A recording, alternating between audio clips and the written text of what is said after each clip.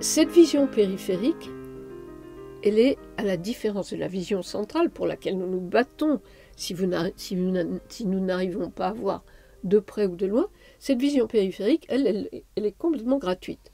Elle vient toute seule. On ne peut pas s'empêcher, en marchant dans la rue, de voir au bord du trottoir toutes les voitures garées qui viennent vers nous, ou les troncs d'arbres qui s'avancent vers nous et qui s'en vont, et donc qui auront bougé, de même que les voitures. Rien n'a bougé évidemment, c'est nous qui bougeons, nous avançons, et toutes les informations qui nous viennent de la périphérie nous viennent sans aucun effort. Notre effort est d'avancer, de voir le nom de la rue, à l'autre bout de la rue, ou la personne qui vient vers nous, etc. Mais la vision périphérique est gratuite.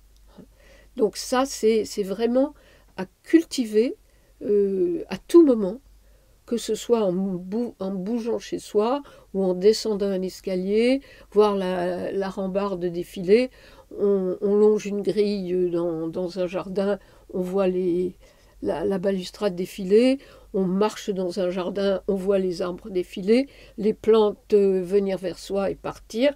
Tout ça, c'est la beauté de la vision périphérique qui est gratuite et pour laquelle on n'a à faire strictement aucun effort.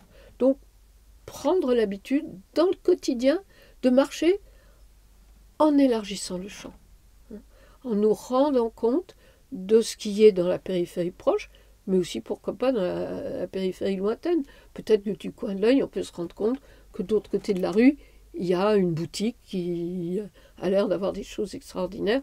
Et à ce moment-là, on va se tourner, y mettre la vision centrale, et si on pense que ça vaut la peine, on va traverser en faisant attention.